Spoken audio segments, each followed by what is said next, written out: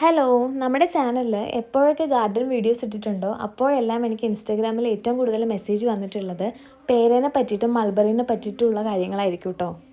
എവിടെ നിന്നാണ് വാങ്ങിയത്, ഫ്രൂട്ട് എങ്ങനെയുണ്ട്, കെയറിങ് എങ്ങനെയാണ്, എത്ര നാളായി, അങ്ങനെ ഒത്തിരി ചോദ്യങ്ങളുണ്ടാവും കേട്ടോ. പറ്റുന്ന പോലെ എല്ലാം കമൻസിനും മെസ്സേജസിനും റിപ്ലൈ കൊടുക്കാറുണ്ട്.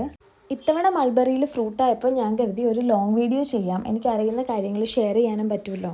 ഇത് ബ്രസീലിയൻ ഇനത്തിൽപ്പെട്ട മൾബറിയാണ്.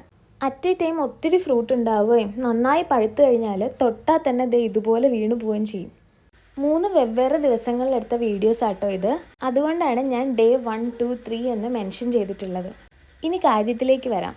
ഞാൻ പറഞ്ഞല്ലോ, ബ്രസീലിയൻ മൾബറിയാണിത്. ഈ പ്ലാന്റ് ഞങ്ങൾ മേടിച്ചിട്ടിപ്പോൾ ഏകദേശം 2 വർഷത്തോളം ആവണം.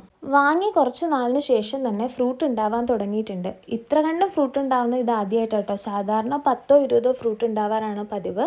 ഇപ്പം ഞാൻ വീഡിയോ എടുക്കുമ്പോൾ ഏകദേശം 50-60 ഫ്രൂട്ടോളം പ്ലാന്റിൽ ഉണ്ടായിട്ടുണ്ട്. നമ്മുടെ നാടൻ മൾബറിക്ക് ചെറിയൊരു പുളി ഉണ്ടാവാറില്ലേ, എന്നാൽ ഈ ഫ്രൂട്ടിന് പുളിയേ ഇല്ല കേട്ടോ, നല്ല മധുരമാണ്. കൂടാതെ നമുക്കിത് ഗ്രോ ബാഗിലോ ഡ്രമ്മിലോ ഒക്കെ പ്ലാന്റ് ചെയ്യാൻ പറ്റും.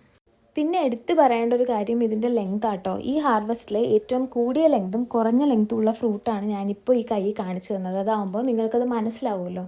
ഇനി പ്ലാൻ കെയറിങ്ങിൻ്റെ കാര്യത്തിലേക്ക് വരികയാണെങ്കിൽ മാസത്തിൽ 2 പ്രാവശ്യം കേട്ടോ, അതായത് 15 ദിവസം കൂടുമ്പോഴാണ് ഞാൻ വളം ചെയ്ത് കൊടുക്കാറുള്ളത്. കാരണം ഡ്രമ്മിലാണ് ഞങ്ങൾ പ്ലാന്റ് ചെയ്തിരിക്കുന്നത്, അതുകൊണ്ട് ഒരു 15 ഡേയ്സ് കൂടുമ്പോൾ വളം ചെയ്യാറുണ്ട്.